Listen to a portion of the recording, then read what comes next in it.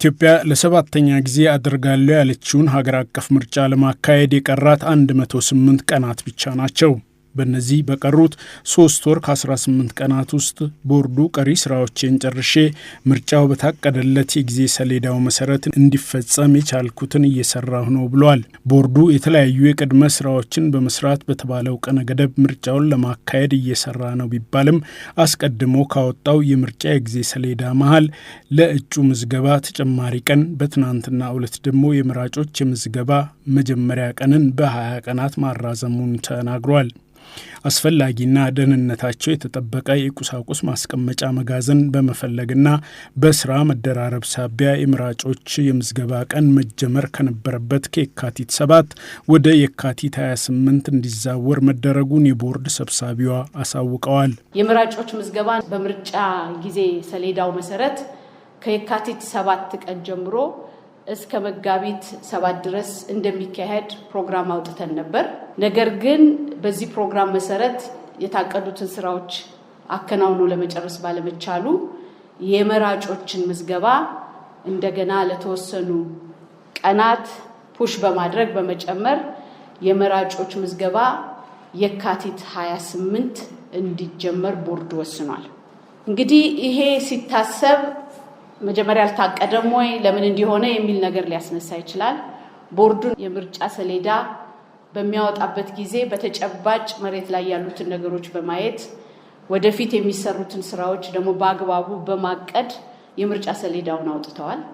ነገር ግን የኢትዮጵያ ብሔራዊ ምርጫ ቦርድ ይህን ስራ በሚያከናውንበት ጊዜ ብዙ ባለድርሻ አካላቶች አሉ። ከብዙ ተቋማት ጋራ አብሮ የሚሰራ በመሆኑ በተለያየ ምክንያት ስራዎች በታሰበው መንገድ ባለመሄዳቸው ለዚህ የመራጮች ምዝገባ ተጨማሪ ቀን እንዲጨመር አስገድዶናል። በፖለቲካ ፓርቲዎች በኩል ደጋግሞ ስለሚነሳው የጸጥታ ጉዳይም በጥብቅ ተነጋግረናል ሲሉ ወይዘሮ ሜላት ይናገራሉ። ብዙ ጊዜ ጥያቄ ሲቀርብበት የነበረው አስቻይ ሁኔታ የጸጥታ ጉዳይን በተመለከተ ነው። የጸጥታ ጉዳይን በተመለከተ የኢትዮጵያ ብሔራዊ ምርጫ ቦርድ ምርጫዎችን ማስፈጸም የሚችልበትን የማይችልበትን ምርጫ ጣቢያዎች መለየት ስራ ስለሚያስፈልገው ይህንን ለመለየት የሚረዳንን ከመንግስት፣ ከክልል መንግስታት፣ ከተለያዩ የጸጥታ አካላት ወይም ተቋማት የሚገኙትን ዳታዎች በአንድ ላይ በመሰብሰብ እነርሱም እርስ በርሳቸው በመናበብና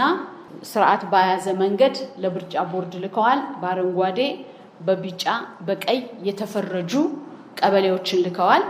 ቦርዱ ደግሞ ይህንን ተቀብሎ ወደ ምርጫ ክልል ወደ ምርጫ ጣቢያ በመመደብ በአረንጓዴ፣ በቢጫ፣ በቀይ የተመደቡትን ምርጫ ክልሎችና ምርጫ ጣቢያዎች በሁለት ቀን ባደረገው የውይይት መድረክ የመንግስት ኃላፊዎች፣ የክልል ፕሬዝዳንቶች፣ የከተማ ከንቲባዎች፣ ፖለቲካ ፓርቲዎች፣ የሲቪል ማህበረሰብ ድርጅቶች ተወካዮች ባሉበት ግልጽ ውይይት አድርጓል።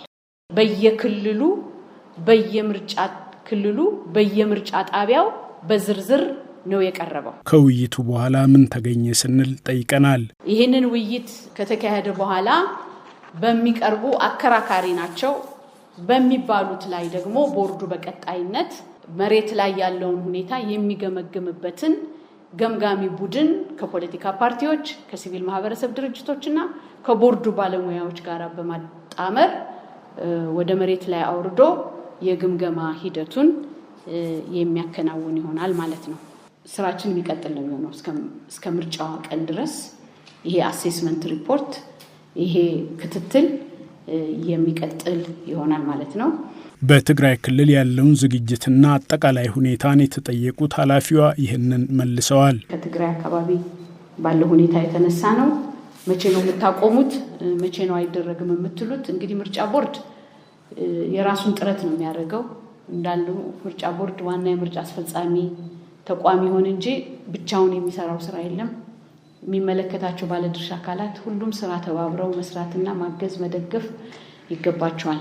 ስለዚህ በዚህ ቀን ይቆማል፣ በዚህ ቀን አይቆምም የሚለው ቦርዱ አይቶ የሚወስነው ነው የሚሆነው። ወደፊት በዚህ ደረጃ የሚገለጽ አይደለም። ነገር ግን ቦርዱ የራሱን ግምት ወስዶ ሁኔታዎችን አጣርቶ የሚያሳውቀው ይሆናል ማለት ነው። በዘንድሮ ምርጫ ላይ ለመሳተፍ የፈለጉ እጩዎች የምዝገባ ቀነ ገደብ የተራዘመው በፓርቲዎቹ ጥያቄና ቦርዱም ሁኔታውን በማየት የወሰነው ውሳኔና በተጨማሪም የመራጮች የምዝገባ መጀመሪያ ቀነ ገደብ መራዘም የድምጽ መስጫውን ቀን ሊያራዝመው ይችላል የሚል ግምት አላችሁ ወይ ተብለውም ተጠይቀው ነበር። እና ታዲያ አሁን መራጮች ምዝገባ ማራዝማችሁ እጩዎችንም አራዝማችሁ የምርጫ ቀንንም ልታራዝሙ ነው የሚል ነው።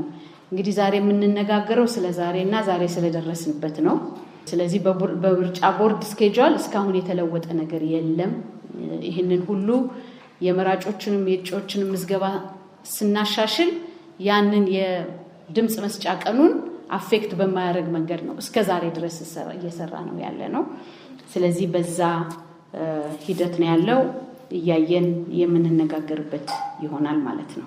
በዘንድሮ ምርጫ ላይ ከ50 ሚሊዮን የማያንስ መራጭ ይመዘገባል ተብሎ ቅድመ ግምት በቦርዱ የተሰጠ ቢሆንም አሁን ባለው ሁኔታና ቦርዱ የጊዜ ሰሌዳውን እየገፋ ከመምጣቱ አንጻር የተባለውን ያህል መራጭ ለመመዝገብ አይቻልም የሚል እምነት አለን ያሉ የፖለቲካ ፓርቲዎች ሀሳባቸውን ነግረውናል።